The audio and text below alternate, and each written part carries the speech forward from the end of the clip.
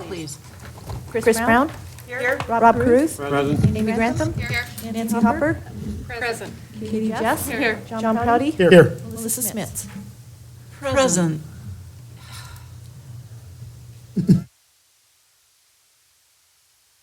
Changed it.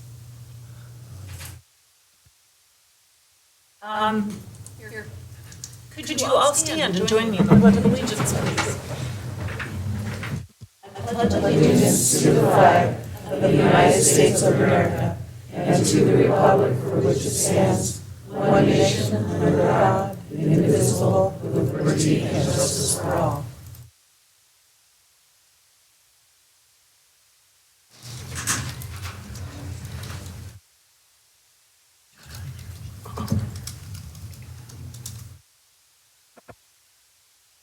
Okay, you have in front of you the minutes from the meetings for March 6th and March 20th. What is the pleasure of the board?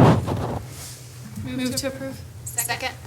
We have a motion and a second. Is there any discussion? Roll call, please. Brown? Aye. Rob Cruz? Aye. Amy Grantham? Aye. Nancy Hopper? Aye. Katie Jess? Aye. John Proudy? Aye. Melissa Smith? Aye. Yeah, finally. You have in front of you the agenda. What is the pleasure of the board? Move to approve. Second. We have a motion and a second. Is there any discussion? Roll call, please. Chris Brown? Aye. Rob Cruz? Aye. Amy Grantham? Aye. Nancy Hopper? Aye. Katie Jess? Aye. John Proudy? Aye. Melissa Smith? Aye. Next on the agenda, we have special presentations. Under the first presentation, we have Millet Design Build presentation. So it can be exciting.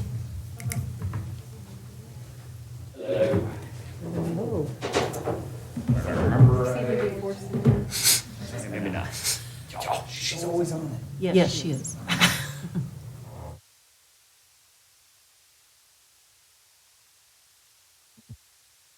How's everybody doing this evening? Good. Good. Fantastic. All right. So you're gonna Ready to wow us? just prepare to be blown away. Maybe. It's running a little slow tonight.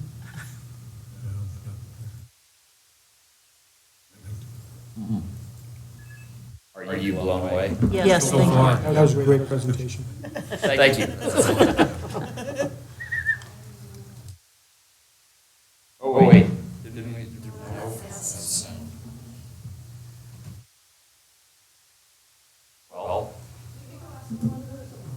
Well. Yeah. Well, Bev tries to figure that out. I guess I can start talking about not this. So anyway, appreciate you guys taking some time to meet with us today. We don't have hopefully a very lengthy presentation. We want to give you an update kind of on some of the status of the projects that we are working on currently. And then we have some topics to discuss regarding the sports complex and kind of our next level of involvement on that project. So try to blend into his, but kind of a brief update. We've met with the project committee now a handful of times on the ESPC project. For a little bit of background, for those that don't remember, the ESPC project is a energy savings performance contract focused on generating a pretty close to budget neutral solution that will be self-funding to address some LED lighting across the district, some controls work, some HVAC at high school, and a couple other projects throughout the district. The exciting news regarding that project is we've actually just completed our kind of first level of procurement for selecting a subcontractor related to lighting work, which is the lion's share of that project.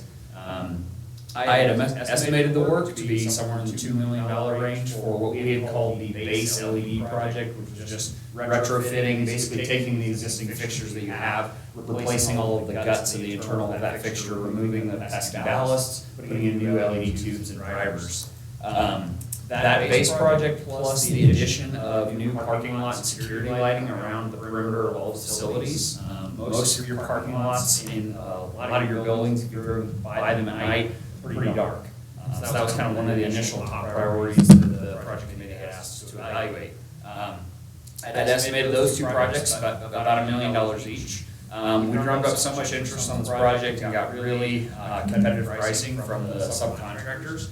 We actually are able to now include about 5 or 6 additional projects that the project team had asked us to evaluate across the district. And we believe that we'll actually come in pretty close, if not at the budget that we had assigned just for the base project scopes. So some of the alternatives that we'll be looking at, let's see, let's try that one. We've got some new, this room will receive new fixtures instead of LED retrofits. The district, currently in the middle school, you guys have dimming capability and bi-level zone dimming. So the front of the house can have those lights turned off while the back still has lights on. That's kind of a modern way of handling, hey, look at that, sweet. It's kind of a modern way of handling school districts. Obviously, your newest facility in the middle school has that already. Looking at going in and replacing all the electrical componentry necessary to create that in all of the classrooms across the district. Mark and Mike have done a fantastic job of maintaining the existing lighting you have. You have a lot of really old fixtures. We can increase the efficacy of the actual lighting system by replacing those fixtures across the district. All of the kind of, there's different types of light bulbs, obviously. These are T8 bulbs, those are relatively common. You have a bunch of kind of strange, non-typical types of lamps that we're going to aim to remove as well. Also, I'm trying to think of the other project scopes were the gymnasium at the high school. We're going to be separating out the zoning in that space. We'll be able to have the seating on a much dimmer lighting during basketball games, during volleyball games, etc. Looking at some color changing, some kind of fun scene lighting that we can do on the gymnasium floor as well, and a couple other things. As I mentioned, these projects were all asked to be investigated because they don't really add savings to the project. They're just kind of deferred maintenance and things that the project committee had asked us to look at. So we're really excited about the pricing we received from our contractors. We're basically able to offer the entirety of the project with all the add alternates that have been evaluated at the initial cost that I had estimated for what we were kind of determining the base project. So that is the good news for that project. We're in the kind of final design stages of some of the additional mechanical work for that project as well. We'll probably be working to select the mechanical contractors for that to bring back that final proposal probably here in the next couple of weeks. So probably middle of May, we'll be back with that actual proposal. Obviously, the best project, we're still kind of in the waiting period, waiting for that application to be approved. Hopefully, we get some good news on that here in the next couple of months as well. Any questions, comments, anything about that before we talk about the real fun stuff? Does your lighting include the auxiliary gym at the high school? It is every light bulb in this entire district. You will have nothing left but LED lights. That gym's pretty dim. So when we do retrofits, we make sure that all of the light levels are going to be brought up to minimum IES standards. So yeah, you do have a handful of spaces where you have to make some modifications to kind of bring those up to those recommendations. We're really excited about the amount of work we were able to get done for the price that we got it for. I don't remember the numbers off the top of my head. I apologize. I did share with Project Committee on a kind of an indices basis of $1 per square foot, which is a pretty common way of evaluating LED projects. The pricing we received from we got 3 proposals. They were all very close together, so it's not like we had one that was crazy low, it's kind of scary. It's about half that on a $1 per square foot basis of some of the other projects we've done in the area. People really wanted your work. The products, unlike a lot of other products since the 2020 COVID pandemic, the LED lighting has not been impacted as much. And honestly, there's some pretty hungry people out there to get some good work on a large district like this. When you start looking at a single building here and there, that pricing on an indices basis can kind of get thrown out of whack. So really happy with the pricing that we received for your project in particular. Cool. Great question. Any other questions, comments? Cool.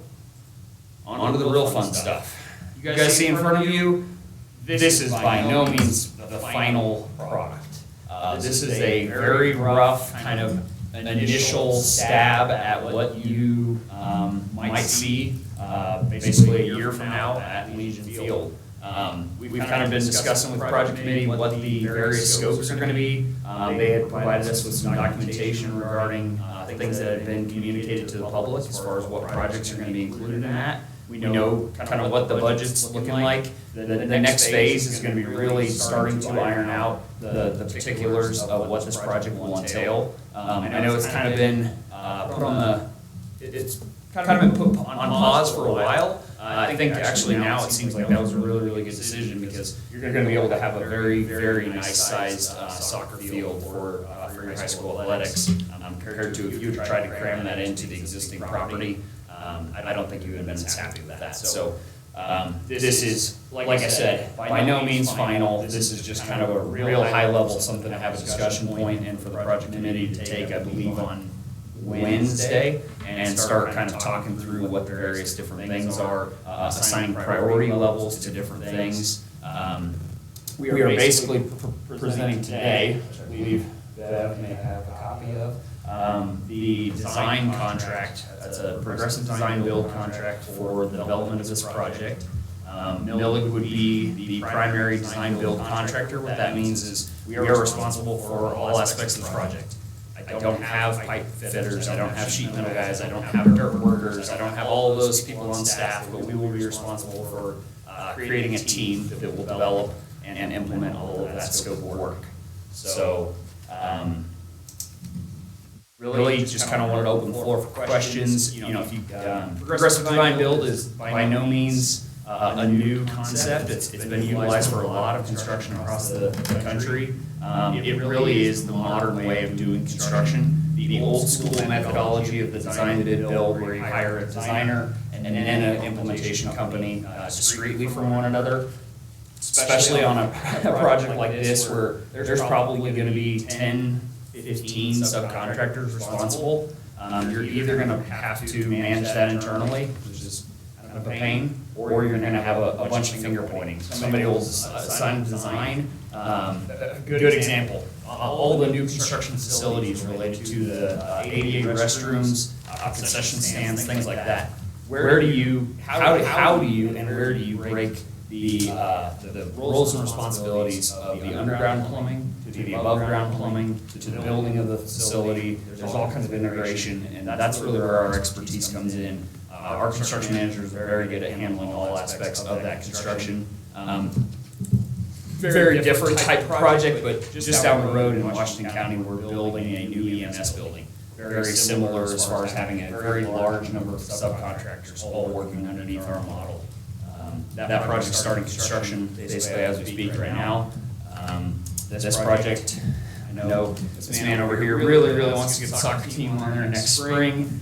We will do everything we can to make that happen. Obviously, the market will kind of dictate how we can proceed as far as construction. Obviously, there's a lot of scheduling to be done, working around the sports that are still operating throughout the school year. It's going to be a really fun project, and we're really excited, and hopefully you guys are too. Have you or will you be pursuing any local contractors or subcontractors? Yeah, absolutely. So the only partner that we've selected up to this point is another design build company that kind of specializes in certain parts and pieces of a sports complex. They're actually working just down the road in Firestone on a very similar project. We've started to create what we call a roles and responsibilities matrix of the various different scope items and who's responsible. The project committee has already provided us a list of 7, 8, 9 local contractors. That's just the beginning. We'll obviously work with the project committee and you guys to make sure that this gets marketed to the community. At the end of the day, they're the ones paying for this. They should absolutely get the first stab at doing any of the work. I will tell you, because we've done this a lot of these projects. The difficult part is finding people that have manpower to get it done on whatever the timeline is that you tell us to communicate to them. Sometimes that will not allow them to compete versus some of the larger contractors. So if you have the appetite for maybe expanding that construction schedule to allow for some of the smaller shops to be involved, can absolutely have that kind of line of communication. We just want to make sure that they're qualified to do the work, because at the end of the day, I'm promising you that they're going to do a good job, they're promising you they are going to do a good job, there's no disconnect. I can't go to you and say, oh, that guy that you told me to work with that didn't do good work. We've got to make sure that we're responsible for the project, and whoever's doing it's qualified to do that work. Thank you. To mention a few, you have a very large number of excavation companies, dirt work, civil. I think maybe you have a turf company that might be interested down the road. So yeah, there will be some level of local involvement. I cannot say, there are some very specialty cases in this project that are not necessarily just, not every contractor can be involved in it, so we'll have to kind of plan accordingly for those specialty use cases.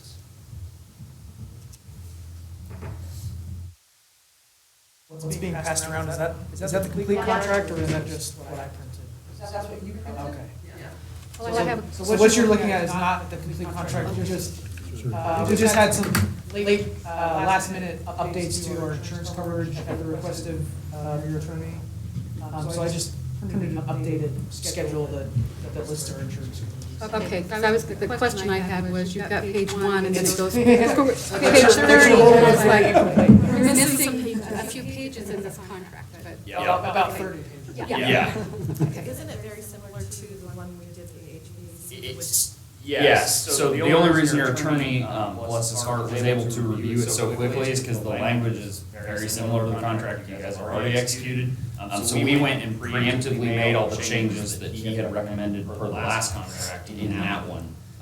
The only pages he printed out are literally things that, between our last communication, that have changed. Your attorney asked for some increases to some insurance requirements, and those are reflected in that version of the contract. Obviously, if anybody wants to read the entire, however many pages it is, have at it. Oh, I just had the number difference. Good catch. And we were literally going back and forth until about 3 o'clock this afternoon on some things in the contract. That's right. I think I don't know if I exactly have. That's what I printed, just updated the insurance coverages. Thank you. Absolutely. Anybody else?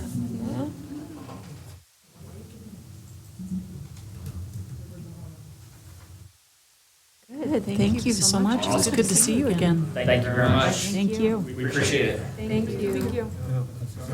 Yeah, we look forward to the next time. Yeah, well, second Monday of the month, is that right? May 1st is when we have. May 1st is, so we'll try for May 1st. Don't know if we'll have it back by then, so then it'd be what, the 7th? It'll be 14 days later. 15th? Yes. Okay. That's probably more promising than the 1st Okay. for the next discussion. All right, we will count on it. Awesome. Thank you very much. Thanks, Mr. Lee. Okay, well, as exciting as that was, I'm so excited to hear a presentation from the Fort Morgan High School Forensics team.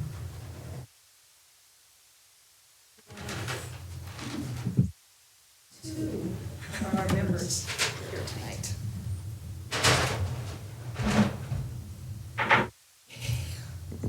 When I moved out here 8 years ago, and they hired me to start a debate program, the kids weren't expecting to be thrown into the National Speech Debate Association at the first tournament, which I just said, no, if you're going to do this, you're going to do it right.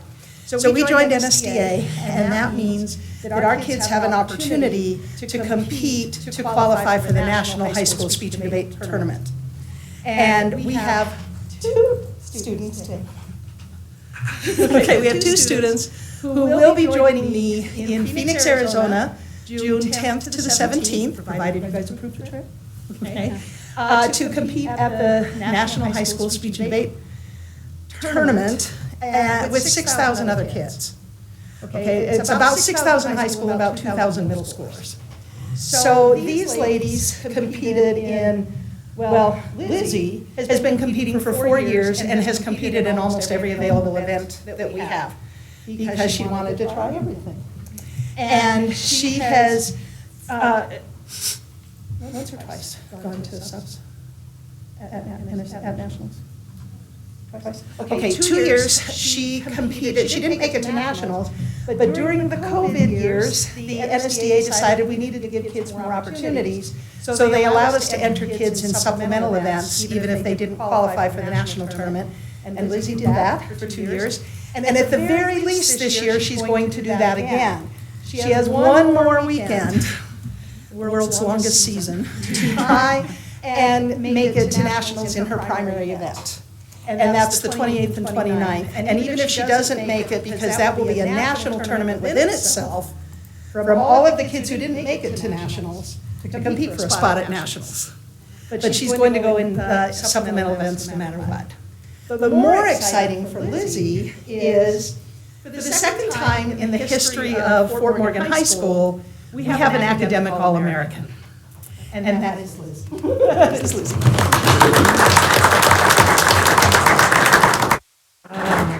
To achieve this level, they have to have at least a 3.7 GPA, and they have to have accumulated at least 750 competition points. And the most they usually get in any day of competition is 24. Lizzie is now at, she doesn't even know this yet because I just put some in today, she's at 1,089 points.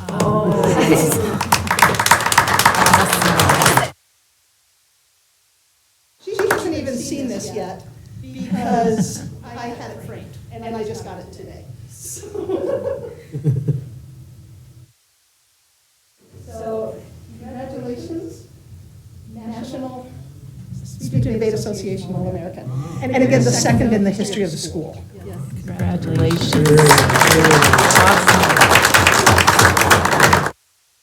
She said she's going to nationals with us this summer. Taya's been competing for 3 years, so Lizzie's been competing for 4. Taya's been competing for 3, and she's come so close. She's been in finals. Well, this is the third time you've been in finals for national qualifying. And this year, she made it to first place. Which means that she is going to the national tournament. She competes in an event called POI, Program Oral Interp. And I'm going to let her explain it a little bit. And she's put to, please take them off. And she's prepared to do a little piece of what her performance is going to be. She won't do the whole thing because that's 10 minutes long. But she'll do a little piece of it, and I'll let her explain the event a little bit, and then I'll talk to you just a little bit about nationals. Hi, I'm Taya. So yeah, I do Program Oral Interpretation, POI for short. Program Oral Interpretation, I don't use any of my own words except for the introduction, which is about, as you would expect an introduction, like 5 sentences or so. And I have to use another author's words, multiple authors, such as songs, poems, books, it can be really anything, plays if I want it to be, movies, stuff like that basically. And I'm using all these other words and scripts basically to create a message. So previously I've done similar messages such as people's interpretation of death and how they're afraid of them. I've done about how students will put aside their mental and physical health in order to get a good grade. And then this year I'm talking about the college admission scandal, very similar to a movie and like concept, many of you know. It's a real event. Mine's taking on this book called We Regret to Inform You by Mishka, or We Regret to Inform You by Ariel Kaplan, which features this main character, Mishka Imbavicius. And she comes from a very low poverty background, but she becomes into this like private school, very prestigious, very expensive. So she struggles with income and such, so does her mother. And so she becomes valedictorian, she's top of her class basically, but then her school basically changes her transcript in order to achieve the richer kids, the one that are paying more money to the school, in order to get them at the top, into prestigious universities like Yale, Harvard, stuff like that basically. And so I'm basically taking this take about how it's this message of how you could try very hard and yet students who are more wealthy get more opportunities presented to them, makes it harder for you to achieve it. and then I present it through the college admissions scandal. Yeah, that's basically it. It's 10 minutes long. I guess you would consider it a trailer as to what I'm going to present to you, similar to a movie trailer. It's like 4 minutes or so, and it's basically just giving you a glimpse as to what poi is and how it sounds and everything. I use this binder. It's required as part of the criteria to present it. Inside, I have a bunch of notes. It's my entire script. And I will use this as my props, basically. I can use it however I want. I can look at it however. And I will use this in order to really create the message more. And that's basically it for that. Oh, yeah, Please. absolutely. Please. No pressure.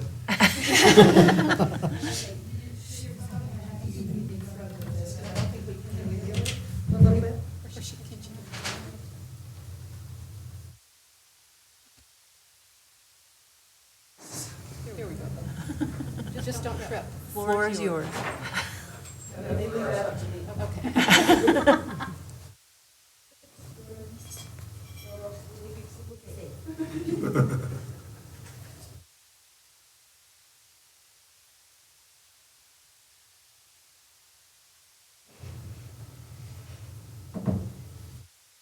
In the beginning, there's a formula.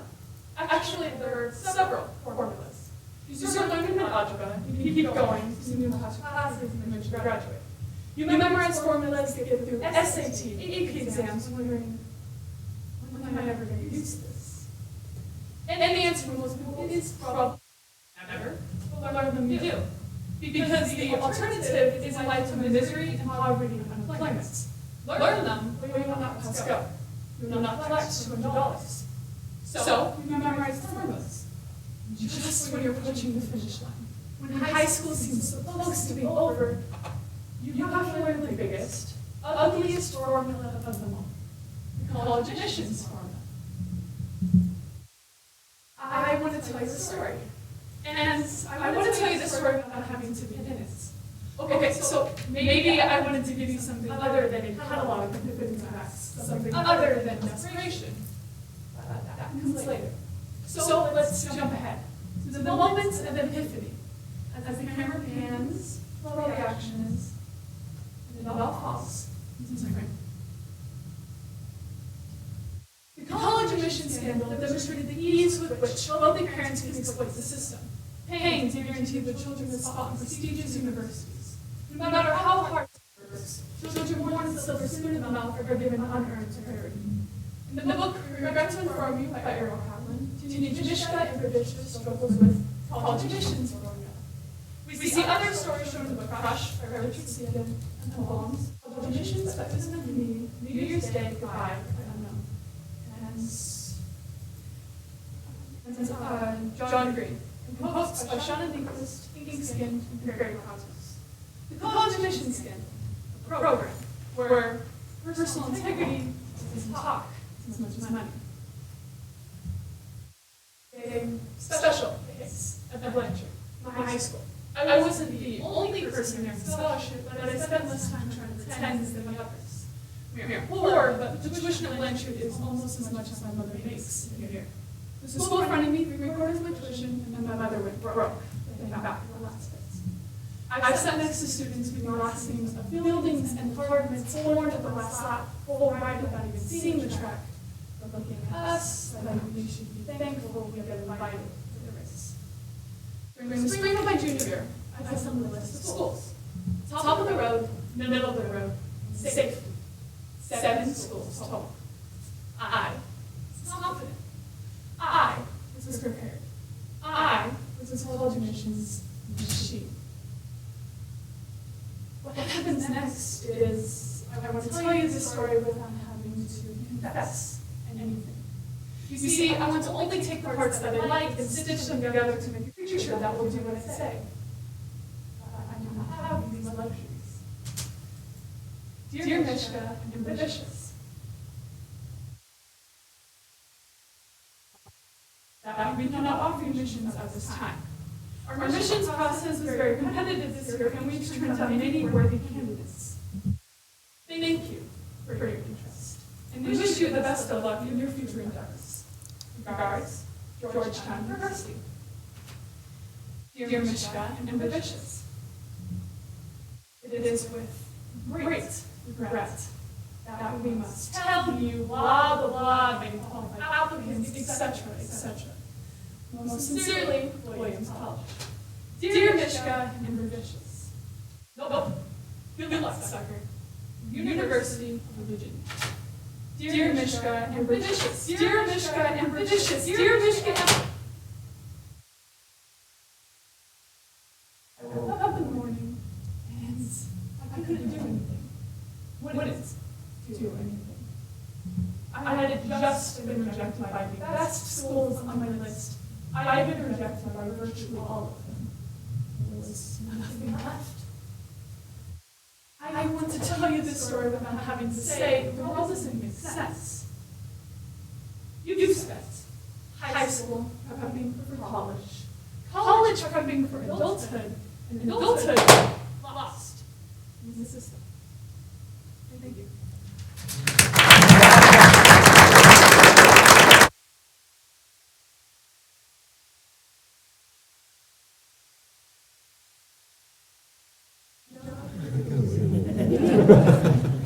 They are incredibly talented. And just so you know, this was her plaque. I forgot to give that to her. This was the plaque that she received, saying that she's a national qualifier.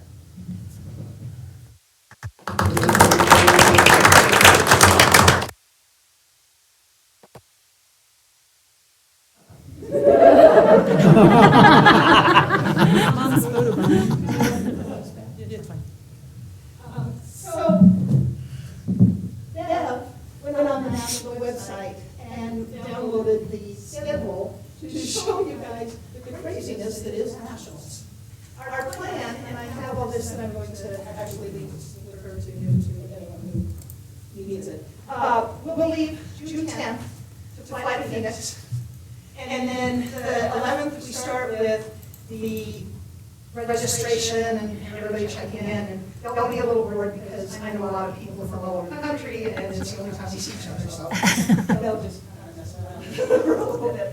And then the competition starts on Monday. And then they will have 4 rounds of competition on Monday, 2 rounds of competition on Tuesday. And then they'll find out if they make the top cut, which there are about 200 to 250 people in their event. I'm assuming that the Boise is going to make it in the playoffs. But there are about 250 people. The first cut is 60, down to 60.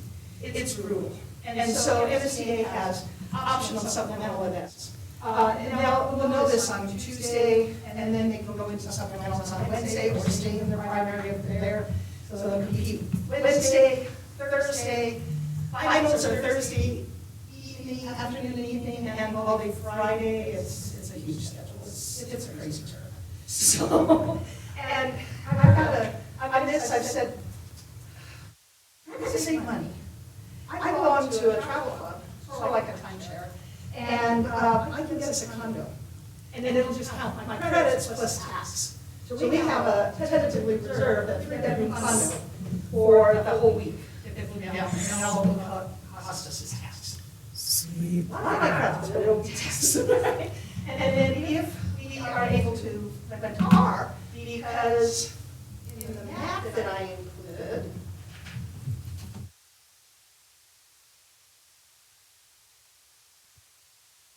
here. The convention center is here. And that's where registration and then all the stuff on Thursday afternoon and Friday is. The events that we're going to be in, the building we'll be in on Monday and Tuesday is here. On Thursday or Wednesday, if they continue to employ, they'll be in this building. If they're in supplementals, they'll be still in this building. They're all over Phoenix and Mesa. So I'll be honest with you, if we have to do cabs and Uber, it's going to cost about $500. And if we rent a car to my travel club, tax and gas. So if that's acceptable for the district, and I don't know if it is, there was a liability issue that they were concerned about in the past, and then we had to use other types of transportation. Yeah, that's our crazy schedule. And what I put in here is just the schedule that will pertain to them. Because I know, if possible, Taya wants to go and watch some of the debates, and she'd like to become a debater next year as well. So, let's see, I think that's, anyway, we're working on raising money and trying to figure out how we're gonna get through all of this. Congratulations. The world's for me. All I can say is wow. I'm so impressed with both of you. Amazing. Like I said, they make it easy. I just have to get up and leave at 5:30 or 6 every Saturday morning. So, to get dinner where they need to be. Well, thank you, Teresa. Thank you very much. And to the Gross family and the McBride family, good job. Good job.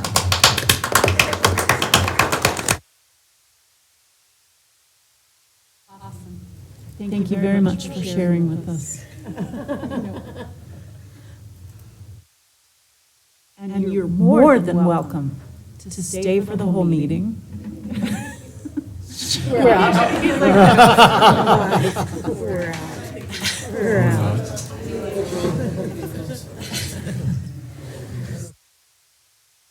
So see you in 3 weeks.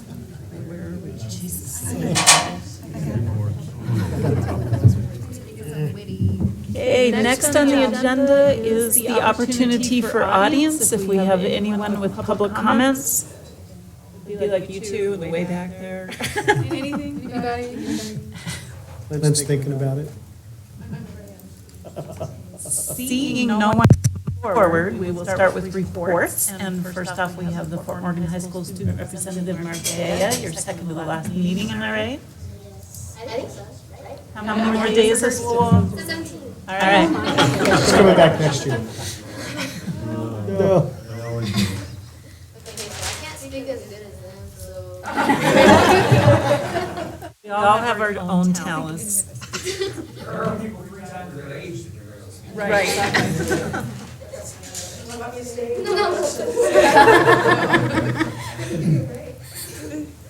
have speechless moments. Okay, the past couple of weeks have been full of testing for students at FMHS. With the PSAT for freshmen and sophomores and the SAT for juniors and CMS testing going on this week. Thankfully, majority of the seniors got these days off to catch up on work and get ready for this weekend, or the weekend, sorry. The past weekend, FMHS hosted this year's prom, and students had their heads in the clouds with the theme being Cloud9. A big thank you to Desi and Kira for all the fantastic work she did to make it happen for us. FMHS after prom committee took place in the gym from 11 to 2. It was the mechanical bull riding, the Hungry football game, a photo booth, cartoon portraits, laser tag, karaoke. Mom and Sue were allowed to game by that time. And free food such as breakfast burritos, fruit, blizzards, and coffee. Last but not least, there were amazing prizes at the very end of the night. It was safe to say Prom 2023 was successful. Tomorrow, April 18th, we have sporting events going on. Baseball will play against Severance at Lee. Soccer will be going against Niwa at home as well. On Wednesday, FMHS is having a job fair for students to get out into the community for some amazing opportunities. And track will be having a twilight meet on April 26th, and we want to wish them the best of luck. Finally, there are 17 days left of class 2023. Yay! I'm excited. He's so excited. Who was prom royalty? I never saw. Betsaida and Dress was our prom queen, and David Albers was our prom king. Thank you. Thank you, Maria. Next, for reports, we have the board. Chris, do you have anything? I do not. Katie, do you have anything? Did you want us to talk about Nancy? Well, I do.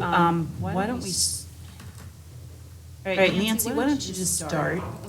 Do your legislative, and then you can do your NSBA. Okay. And then we can go through the NSBA ones. Okay.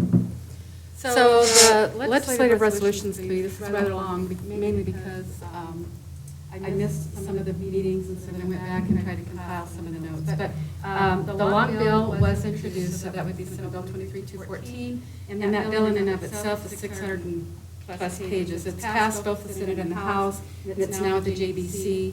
And we're waiting for the COLA adjustment, which Mr. Sanders was talking about earlier in our work session.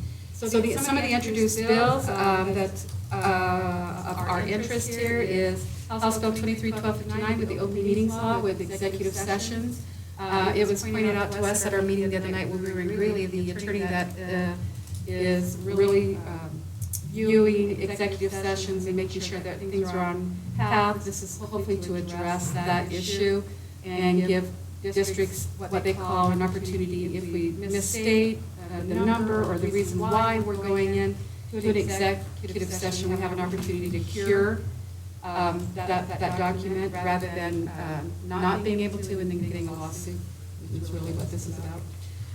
The justice, as House Bill 23-1249, reduced justice involvement for young children. It is passed, it's at the judiciary. There was a lot of testimony on this, but really what they're doing is looking at moving the age from 13 to 10. The LRC supports that decision. House Bill 23-1241, Task Force to Study K-12 Accountability Systems, has passed, and this was a particularly interesting one because at Delegate Assembly last October, the CASB delegates proposed this one go to the legislators, and it was picked up by one of our legislators, and so we, of course, have a position of support. In light of all of the swatting that's been going on, Senate Bill 23-249, false reporting of emergencies, we make false reporting of a shooting or an active shooting a Class C felony. We are in support of that. We'll see how that plays out, but we've had a lot of that going on, not only here, but across the state. Do you know what it is now? Right now, they don't have one as a felony. It's not a felony. It's not, yeah, so right now, we're trying It's to make. false reporting, it's a misdemeanor. It's a misdemeanor. Class 2 misdemeanor.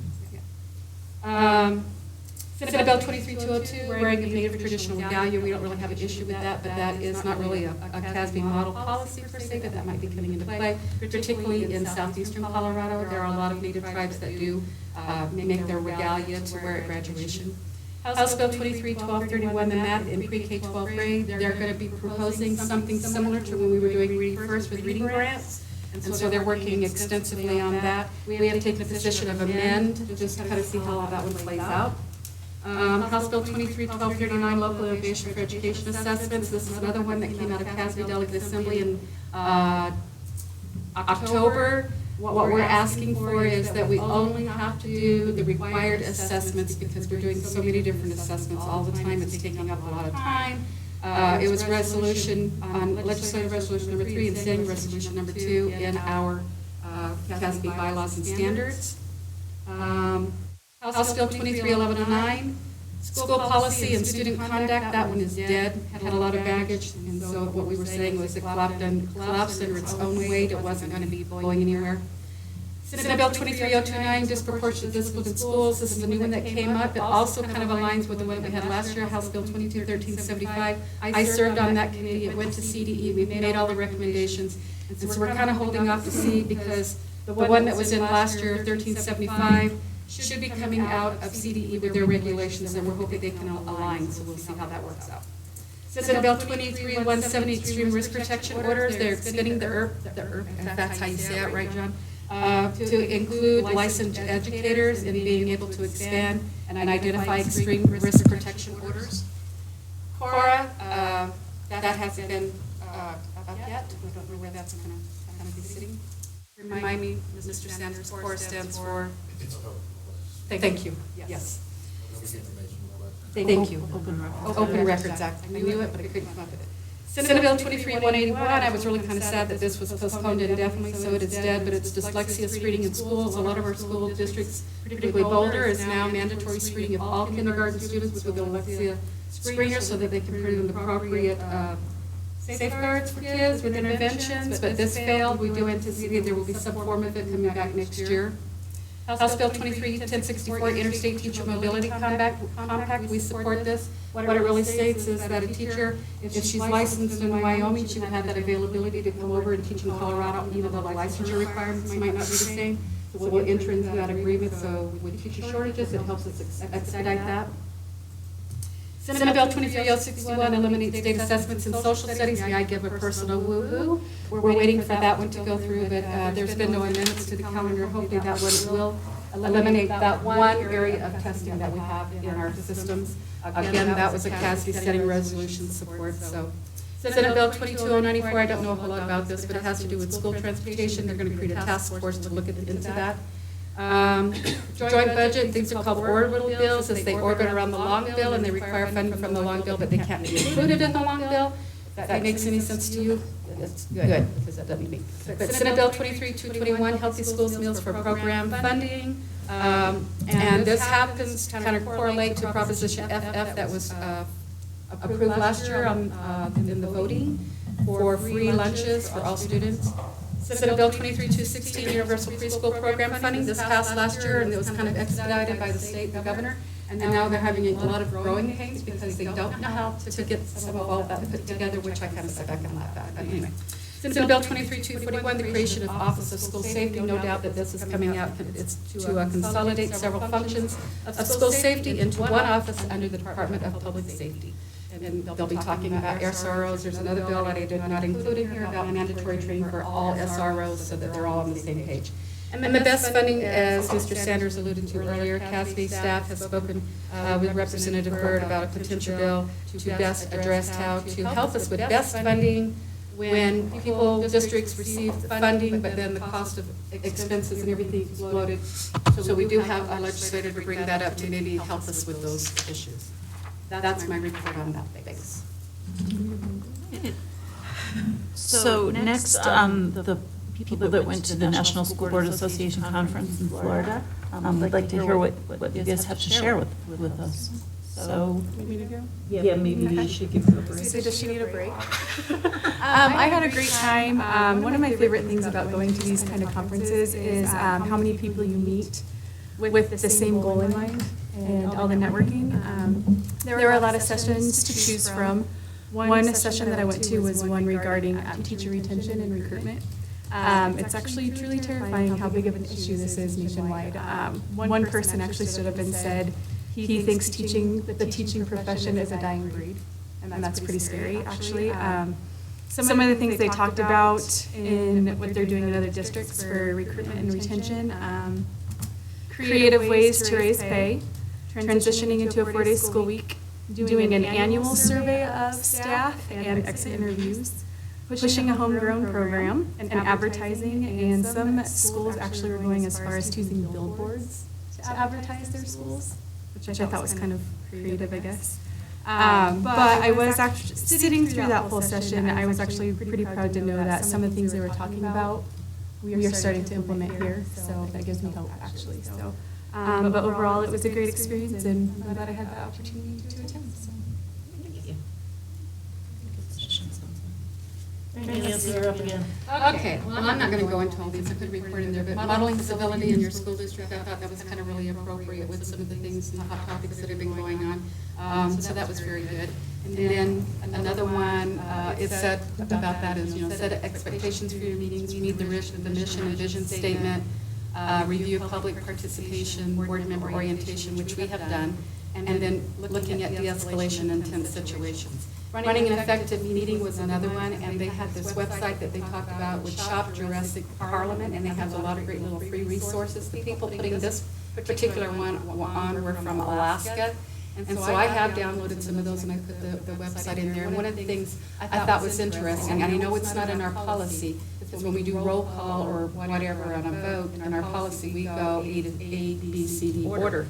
But they were saying that they believe that it should be sometimes A, B, C, or sometimes starting Z. So it's taking people that are always the first one to vote, isn't always the first one in the queue to vote. And so I thought that was kind of interesting. Crisis management and crisis communication. This gentleman was very good, Bruce Hennis.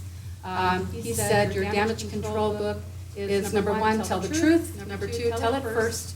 Tell it all, tell it fast. And understand that the media filters and no offense, excluded. And the fundamental role of reporters sometimes simply isn't to inform or to educate, it's to tell the story. And the problem with that, and a lot of times on the bigger scale, is the first one out there. Everybody wants to be the first one to get the news, but sometimes even if the news is wrong, that seed isn't necessarily the truth, and you can amend it, but people remember what came out first, not the fact that it was amended or corrected and so forth. And I think, as I listened to this presentation from this gentleman who said he comes out and he does training in districts or groups of districts on building templates for what do you say, how do you know, and how do you do it, when do you do it, and on scenarios of crisis situations that you might have, an active shooter or something in the district, and I found it very interesting, a lot of good presentations. This one on the Title IX public schools and what exactly is sex-based discrimination. I couldn't go to it because I had a CASB meeting to attend, but I did download the presentation, all the documents, and I just put a few things in here. It did go through the history of Title IX and how that came to be, and some of the things that we're dealing with now with Title IX, so I just stuck that in there as an interesting piece of information for you all. And it was fun. It's always fun to go to these conferences and network and build camaraderie with each other. So. Nice, thank you. Amy, would you like to share? Yes, I would, and I think on behalf of all of the participants, we owe the District a big thank you for sending us, because it was very enlightening. I know when I go to these development opportunities, I always come back with a ton of ideas, and what kind of thinker am I again? You don't have to answer that. But a lot of ideas, it's hard to implement everything at once, but the big takeaway was that we did speak to people from all over the country who are having the same exact struggles as us. So, like Katie said, I think it's encouraging that we are implementing stuff. So, a couple of my big takeaways was community involvement. So we are getting some of those programs going, right, Rena, with the Boys and Girls Clubs and enrichment and things like that, along with the Capturing Kids' Hearts. So there was a presentation out of California, and they actually worked with a third party called the Youth Development Network, and kind of got them going, along with their marketing and stuff like that. They did do some advertising to promote the image of their district, and, you know, billboards and vinyl banners and social media and all those things. They did start with a third party, and then eventually hired Within for their marketing folks, which was really successful for them. So that was pretty cool to see how they got their community involved to kind of give kids more of a purpose, and it really cut down on their disciplinary actions, was their real metric that they used to define if it was working or not. They followed high school freshmen, so they've only had it implemented for like 4 years, and it's already paying off. So I thought that was pretty neat. And then we did attend the teacher retention, which hit on the big one, teacher pay, teacher quality of, like quality of life, burnout, all those kinds of things. So pretty across the board there, across the country. And then the last one was we attended a presentation out of, with Wyoming being the presenter, about mental health and some resources that they have started using, not only for their staff, but for students and parents. And so I have some interesting ideas on how to, maybe we can implement that here, not sure, but anyway. So, but all in all, it was a great conference. It was so fun to meet people from across the country. Oh, the last thing also that I did want to touch on was we chatted with a gentleman from Richmond, Indiana. And he shared his story about how they had an active shooter event, and what saved them was their master plan. And the only step that they missed was they forgot to set up tables so that they could set things on, so that people could do paperwork and sign, and that was their only step that they missed. But otherwise, it was executed perfectly, and he said that they worked really hard to develop that. So I'm not sure if that's something that we have here or we need to get here, but I thought it was really interesting to hear his story on that. So. Thank you. Mr. Proudy. So I guess the first thing is I got to see MegaCon up close. If you don't know what MegaCon is, it's a huge Comic-Con. So we were walking through that venue every day to get to the venue we were at. And it was quite entertaining and enlightening. One of the things, and I attended several different sessions, but one of the things that I found that was really interesting was I went to one where they were looking at, they were talking about schools that were creating different pathways, and which is something that we did here several years ago, and they are just implementing in Massachusetts right now. And the interesting thing is having a chance to talk to them about these career pathways, and they're working with local community colleges. Their setup is a little different, where they have a 2-year and a 4-year all in one college. But this was taking place in 2 areas of the state. One was in Cambridge, Massachusetts, and they were working with a career and technical education. And then the other one was in the eastern part of the state, working with a 2-year/4-year. But what the interesting part of that was, and getting a chance to speak with them afterwards, was that they were modeling it after Colorado. They said Colorado was about 5 years ahead. I got about 3 business cards to reach back to them about concurrent enrollment, what that looks like for us here, and how we can help them in speeding up their process. Because they're just trying to get a handle on that and figure it out. So, again, networking and making those connections is huge.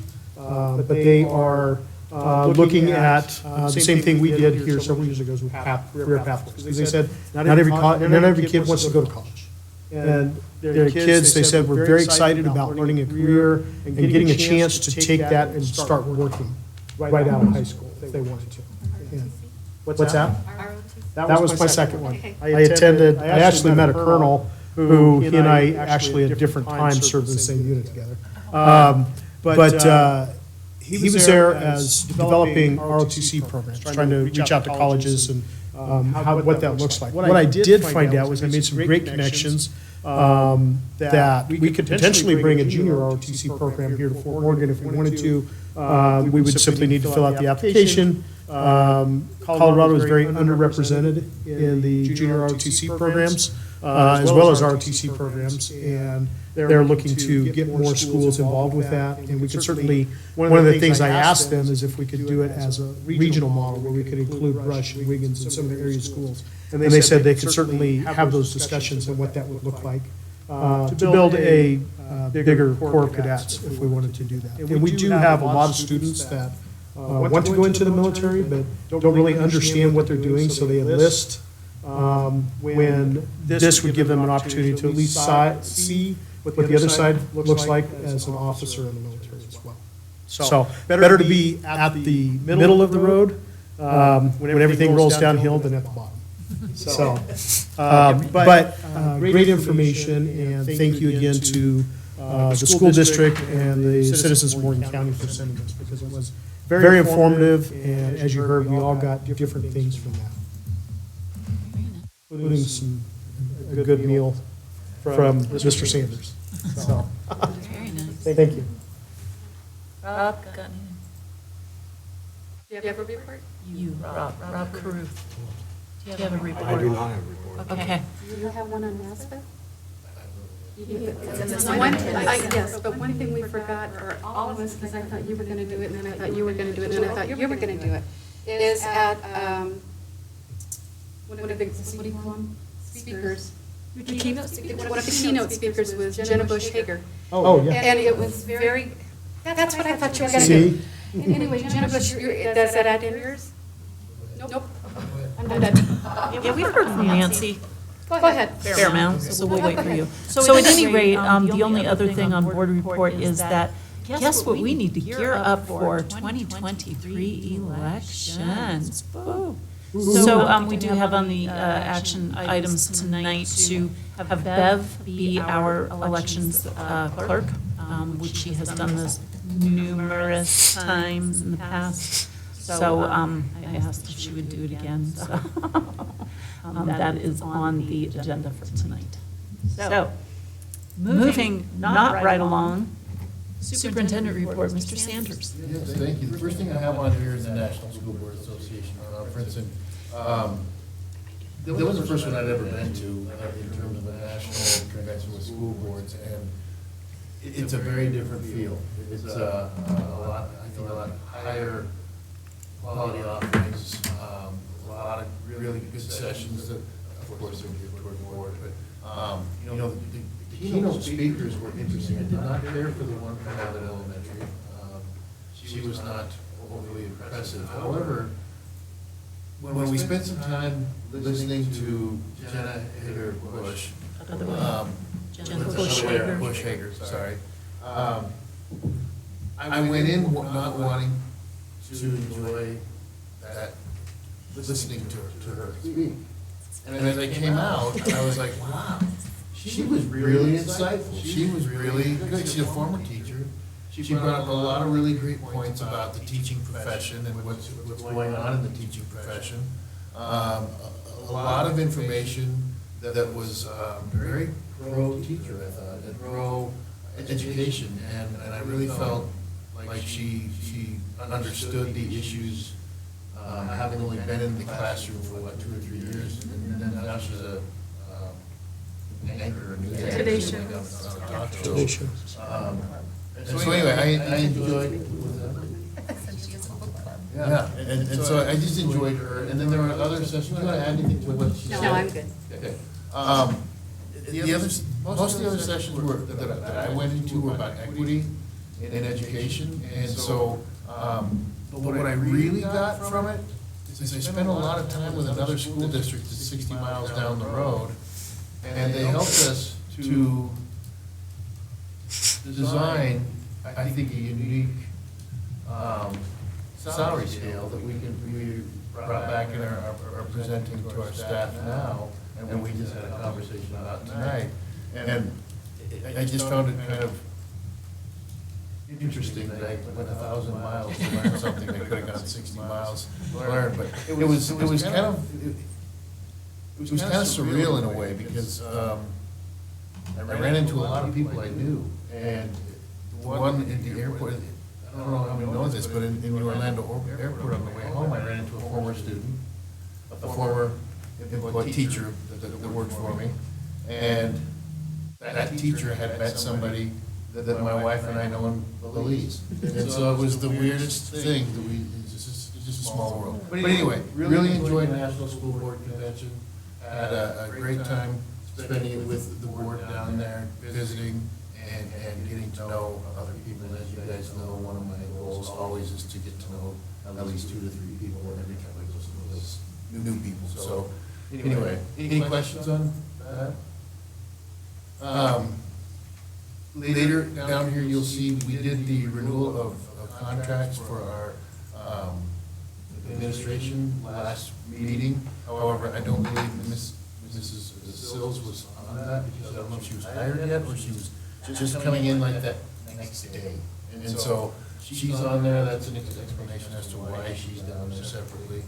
And then later on, as we just got information on the design build contract, that will be up for your approval tonight.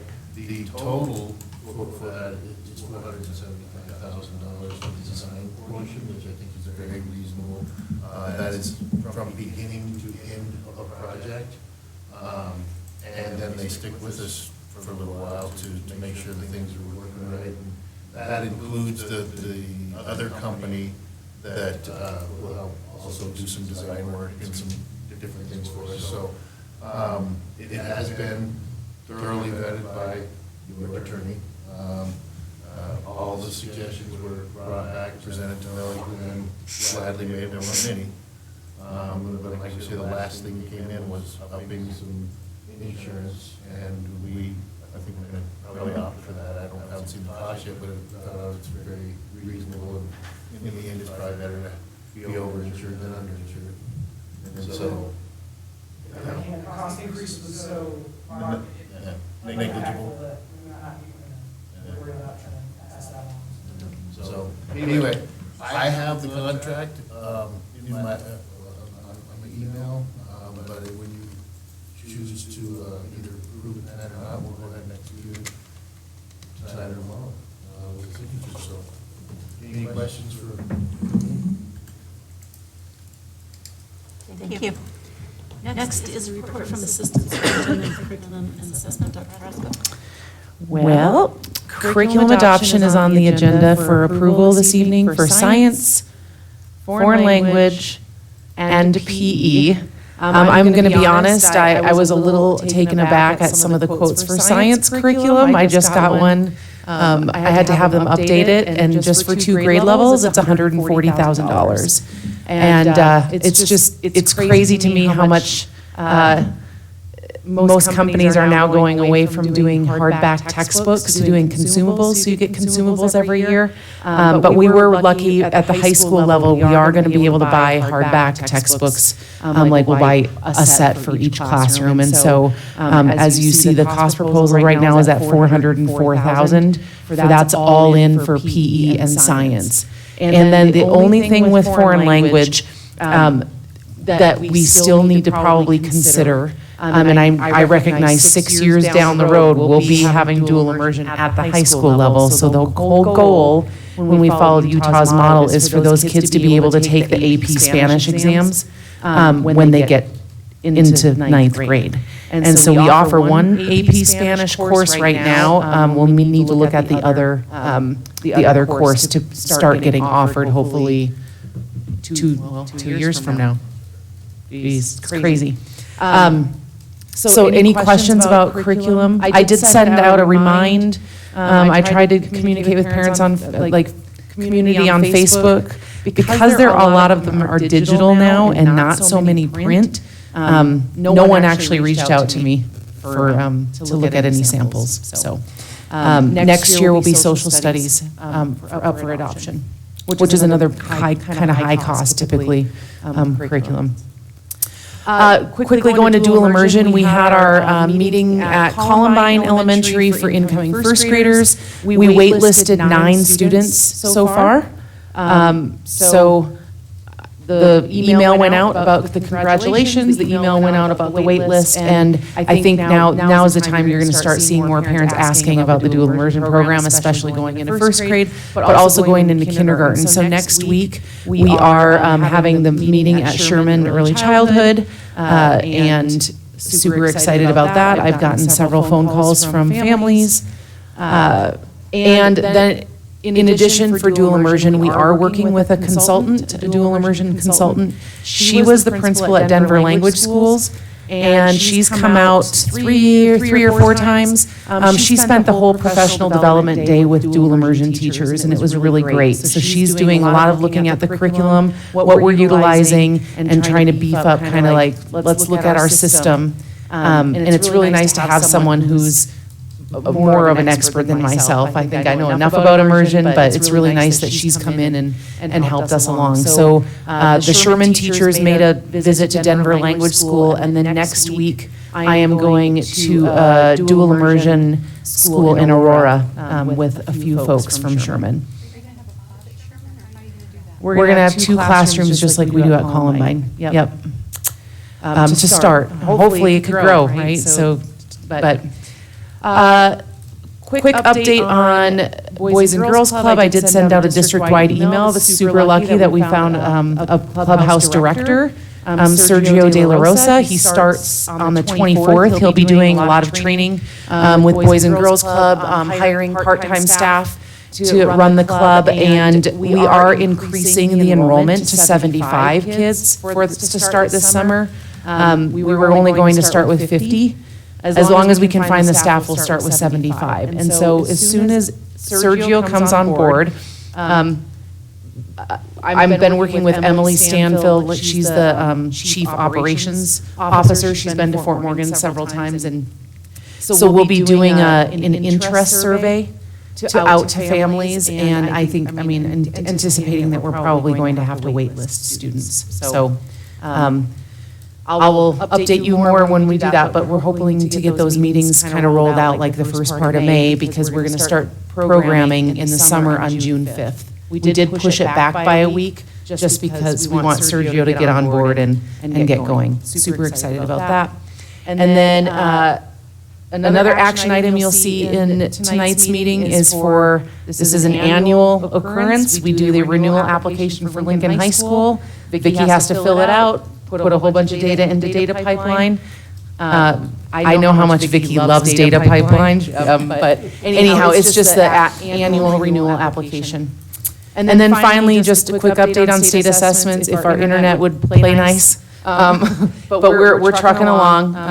We've had pretty decent attendance. So PSAT, SATs all completed at the high school, and the testing window closes next Friday, 28th. Questions for me? Thank you. Thank you. Next up, Chief Financial Officer, Ms. Miller. Good evening. First thing I'm going to discuss is the February financials, which represent 8 months into the budget year. If you look on page 2, second column towards the bottom, it shows a deficit year-to-date of $621,000. But if you look over on the last column at the top, we've only collected about 14% of our property tax. So that'll start rolling in and then we'll flip that around. Moving on to page 3. This is our mill levy fund. It's the same situation. We haven't collected anywhere near the budgeted property taxes, and so that will flip around when that starts to come in. On page 4, the daycare fund, it's just holding its own and doing really well, so I'm real happy to see that. It's predicted to have a surplus at the end of the year, so I just keep tabs on that and just try to keep them moving along. Looking at page 5, this is capital reserve. I wanted to point out that we haven't funded this yet with actual cash, even though we will have $519,000 funded before the end of the school year. The reason we haven't had to do that is we had some carryover cash from last year that we didn't spend. So that's how we were able to actually spend $402,000 when we didn't actually move any money over. So that's why that happened, just so you're clear on that one. Looking at the insurance fund, page 6, similar situation. We still have another $200,000 to fund for insurance, and we're pretty well done with expenditures. There'll be a few more, but we're right at $800,000. So we should be in good shape with the insurance fund. Looking at page 7, call it a preschool. We had deliberately planned a deficit spend because Tara was kind of dinged by CDE for having too much fund balance for them. They wanted to spend it out. So we just planned to spend some extra money to get that fund balance down to where they're happy with that.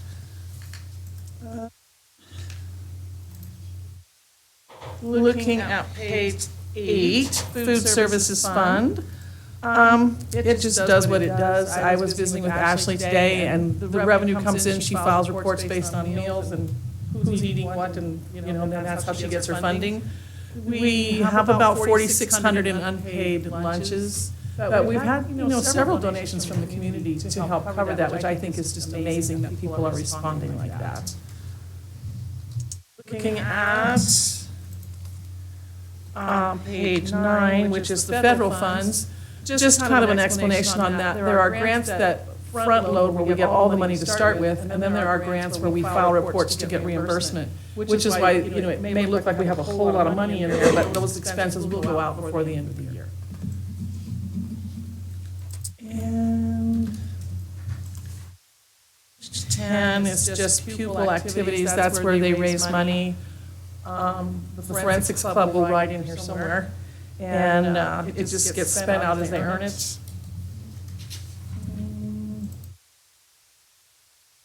Page 11 is bond redemption. That's pretty straightforward. We get property taxes in, we pay our bonds as they're due. Not a lot goes on in there other than those two things. Looking at page 20, no, I'm sorry, 12. My eyes are a little blurry here. The income in that fund year-to-date is $211,000. That is all interest income. And a lot of that is because from our bond raising, that cash is sitting in the cash accounts for the building fund. So that's why we're accumulating so much interest in there. The last one here is page 13, which is our private purpose fund. That's where scholarships ride. And those are private donations from like the Williams Foundation. They fund it twice a year, and then we give out the scholarships that same way. Any questions on any of that? Okay, next thing is I wanted the board to consider something. The last, I don't know for sure when the last time this was addressed, but our current policy states that we cannot spend down more than $5,375,000 of general fund balance, which means when we're doing a budget, we cannot plan deficit spending to go below that threshold. But our average monthly expense is 2.8 million, which means we have a reserve of 1.9 months there. I'd like to consider maybe moving that up to 3 months' worth, which would be right about 8.4 million of non-spendable general fund. Just something for you to think about, because it's been a long time since we visited this. And, the authorized signers, there's going to be some things for you all to sign. These are for scholarship accounts. We have one at FMS, one at Golden Belt, and 2 are at Bank of Colorado, but they are under the name of the high school, which is why they don't fall under the ones that we've already signed for Bank of Colorado. So Bev will have those resolutions so we can just have board signers authorized. Some of them have some really old signers on there, didn't they? Like people that haven't been here for a long, long time. And the final thing is the food service staff additional salary. These are stipends. And I mentioned last meeting about how CDE wants us to spend down the food service budget or fund balance. And one of the things that is allowed is additional salaries or stipends. And so we thought it would be a good faith thing to do for our cooks and staff to give them a one-time stipend. So you'll have that, I believe, in action items. And the total is $19,350. Yes. Any questions for Tony? Okay, moving on to our Human Resources Director, Dr. Childress. Thank you. Negotiations are underway. Our next meetings will be May 1st and 2nd, and hopefully we'll have numbers from the state, and we can hopefully wrap some things up. But we're getting close. I think we've got good agreement on most of the issues that we've been chatting about. University of Northern Colorado Job Fair was a little bit better this year. I think we may see a couple of candidates end up in our schools. We had a couple of, we saw 8 serious interests in Fort Morgan, and of those, we may see 2 or 3 that actually we can land them. So that was very fruitful. Jen Carl and I have been working on an apprenticeships pathway for special education teachers. Callahan was first in the state to do an apprenticeships pathway, and they were looking at some CTE pathways for folks. We asked the question, hey, could we do this for special ed? And the answer is, of course you can. So we've been working on designing that with the help of Western. They've been a really good partner for us. And then in the action items, you'll see the employment renewals and one non-renewal that we have this year. So there you go. So on the new apprentice pathways, when all of that gets kind of formulated, could you share that with us? Yeah, of course. Yeah, it's. I'm going back to school, but I'd like to see it. Yeah, it's that particular endorsement is a tricky one for folks to get. That and early childhood special ed, those two. And so those are the 2 that we're looking at bringing to this apprentice pathway. And if we're successful, we would make it something that we'd make available to other districts, not a small charge. And so we, again, are becoming a center for this kind of training. Because BOCES no longer does the early childhood anymore, right? Right, yeah, it's becoming a unicorn. It's really, really hard to find an early childhood special ed person. So if we could train it this way, that it would be a big coup for us. Yeah. Good, thank you. Next up, we have discussion items, we have policies that are third readings, so this means that if we pass them tonight, this is it for the readings. So the first are IG and IG-E. Is there any discussion about that? Okay, the next policies that are third reading as well. Policies, ADD, ADD-E, DJE, GBGF, GBGF-R, GCO, GCO-R, JKA, JKA-E-1, JKA-E-2, JKA-R, JLC, DC, JLC, DC-R, LBD, LBD-R, LBDB-2. Is there any discussion about those? All right, next up, we have the consent agenda, we have the personnel action report, and we have the claims list of checks for the February check register. What is the pleasure of the board? Second. We have a motion and a second. Is there any discussion? Roll call, please. Chris Brown? Aye. Rob Cruz? Aye. Amy Grantham? Aye. Nancy Hopper? Aye. Katie Jess? John Proudy? Aye. Melissa Smith? Aye. Next, we will start on our action items. This is why we can't go more than 2 weeks without a meeting. All right, action item A, policies, district divisions, third reading, IG and IG-E. What is the pleasure of the board? Move to approve. We have a motion and a second. Is there any discussion? Roll call, please. Chris Brown? Aye. Rob Cruz? Aye. Amy Grantham? Aye. Nancy Hopper? Katie Jess? Aye. John Proudy? Aye. Melissa Smith? Aye. Next, we have the policies, other policies for third reading. I am not going to read them again, the same ones we had under discussion. What is the pleasure of the board? Second. We have a motion and a second. Is there any discussion? Roll call, please. Aye. Whoop. Hey, yeah. Chris Brown? Rob Cruz? Amy Grantham? Aye. Nancy Hopper? Katie Jess? John Proudy? Aye. Melissa Smith? Aye. Action item C, approve designating an election official for board election. Move to approve. Second. So the pleasure of the board has been moved and seconded. Roll call, please. Chris Brown? Aye. Rob Cruz? Aye. Amy Grantham? Aye. Nancy Hopper? Katie Jess? John Proudy? Aye. Melissa Smith? Aye. Action item D, 2023-2024 contract renewal for Mrs. Sally Sills, Assistant Director of Special Services. What is the pleasure of the board? Move to approve. Aye. Or second. We have a motion and a second. Is there any discussion? Roll call, please. Chris Brown? Aye. Rob Cruz? Aye. Amy Grantham? Aye. Nancy Hopper? Aye. Katie Jess? Aye. John Proudy? Aye. Melissa Smith? Aye. We need to time to get to Y, we'll get it right.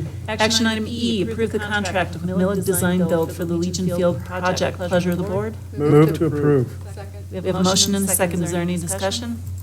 Roll call, please. Chris Brown? Aye. Rob Cruz? Aye. Amy Grantham? Aye. Nancy Hopper? Aye. Katie Jess? Aye. John Proudy? Aye. Melissa Smith? Aye. Motion passes. You guys can finally leave. Not that I do not enjoy that. Yes, POI, or, yeah. That was phenomenal. Hopefully she wins. Yeah. That was worth it. You win or?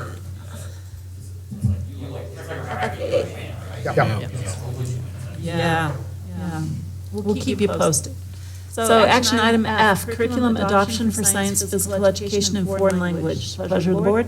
Move to approve. Second. We have a motion and a second. Is there any discussion? Roll call, please. Chris Brown? Aye. Rob Cruz? Aye. Amy Grantham? Aye. Nancy Hopper? Aye. Katie Jess? Aye. John Proudy? Aye. Melissa Smith? Aye. Action item G, application renewal for Lincoln High School Alternative Education Campus Designation. Pleasure of the board. Move to approve. Second. We have a motion and a second. Is there any discussion? Roll call, please. Chris Brown? Aye. Rob Cruz? Aye. Amy Grantham? Aye. Nancy Hopper? Aye. Katie Jess? Aye. John Proudy? Aye. Melissa Smith? Aye.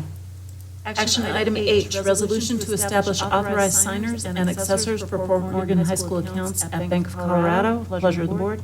Move to approve. Second. We have a motion and a second. Is there any discussion? Roll call, please. Chris Brown? Aye. Rob Cruz? Aye. Amy Grantham? Aye. Nancy Hopper? Aye. Katie Jess? Aye. John Proudy? Aye. Melissa Smith? Aye.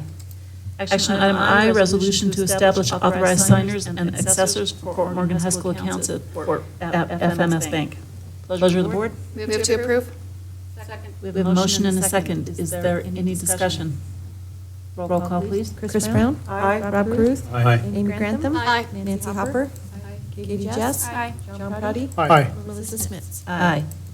Action item J, resolution to establish authorized signers and accessors for Fort Morgan High School accounts at Golden Belt Bank.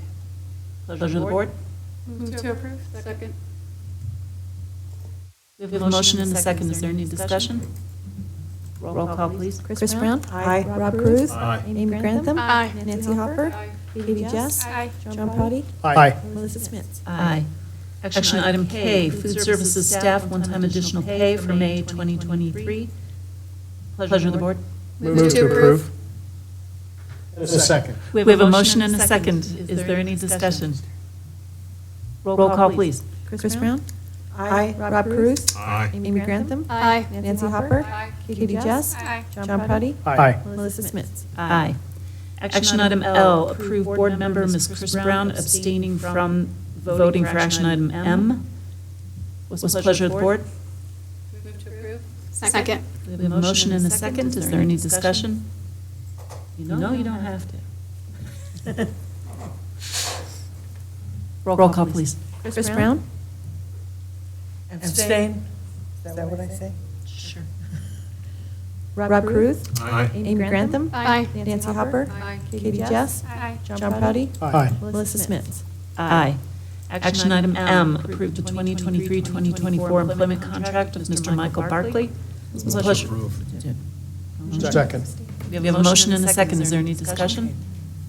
Roll call, please. Chris Brown? Abstain.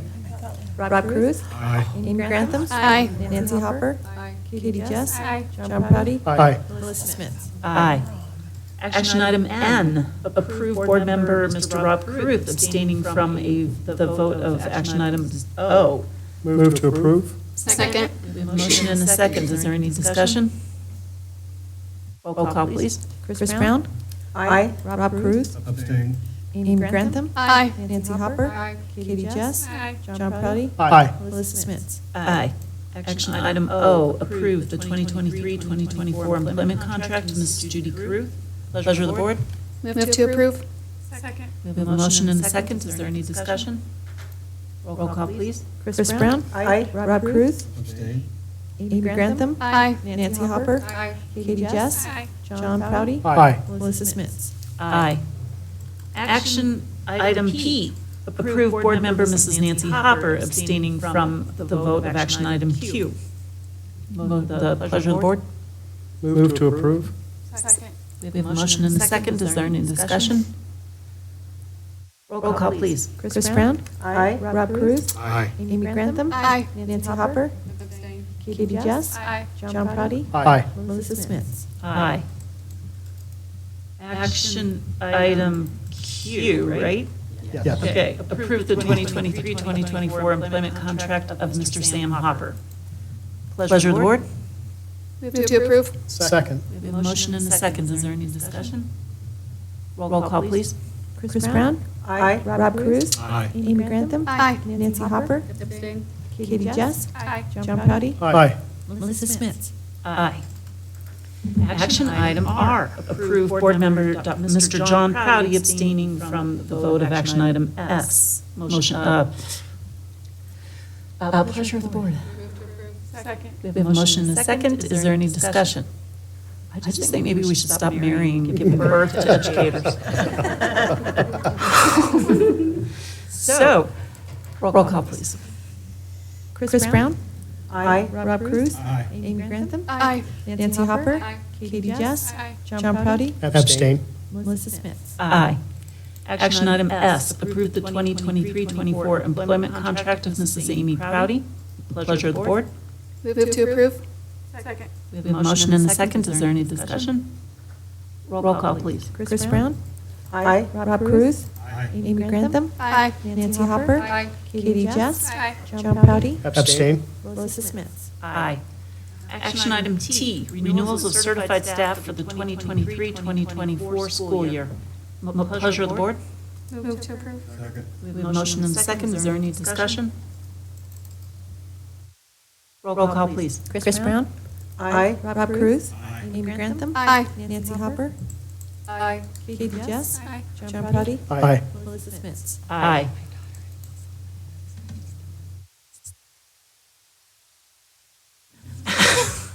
Action item U, resolution for non-renewal of contract for Mr. Paul Rose. Pleasure, what's the pleasure of the board?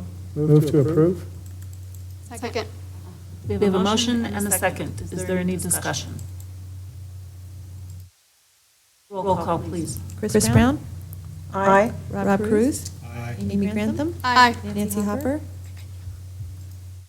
Aye. Katie Jess? Aye. John Prady? Aye. Melissa Smits? Aye. Renewals, action item B, renewals of at-will classified staff for the 2023-2024 school year. What is the pleasure of the board? Move to approve. Second. We have a motion and a second. Is there any discussion? Roll call, please. Chris Brown? Aye. Rob Cruz? Amy Grantham? Aye. Nancy Hopper? Aye. Katie Jess? Aye. John Prady? Aye. Melissa Smits? Aye. Action item W, supplemental contract request for the 2023-2024 school year. What is the pleasure of the board? Move to approve. Second. We have a motion and a second. Is there any discussion? Roll call, please. Chris Brown? Aye. Rob Cruz? Amy Grantham? Aye. Nancy Hopper? Aye. Katie Jess? Aye. John Prady? Aye. Melissa Smits? Aye. Action item X, approve the Fort Morgan High School Forensics Team trip to the National High School Speech and Debate Tournament in Phoenix, Arizona, June 11th through 16th, 2023. Was the pleasure of the board? Move to approve? Second. We have a motion and a second. Is there any discussion? No, but I would like to make a comment that I think it's very commendable that she's got a resource to help fund that, so. Yeah, that would be Teresa Ridge for sure. Okay, roll call, please. Chris Brown? Aye. Rob Cruz? Aye. Amy Grantham? Aye. Nancy Hopper? Katie Jess? Aye. John Prady? Aye. Melissa Smits? Aye. Action item Y, donation from Steiner Sills LLC to our food services program. What's the pleasure of the board? Move to approve. Second. We have a motion and a second. Is there any discussion? I'd like to say thank you. That's awesome. Yeah, absolutely. Roll call, please. Chris Brown? Aye. Rob Cruz? Aye. Amy Grantham? Aye. Nancy Hopper? Aye. Katie Jess? Aye. John Prady? Aye. Melissa Smits? Aye.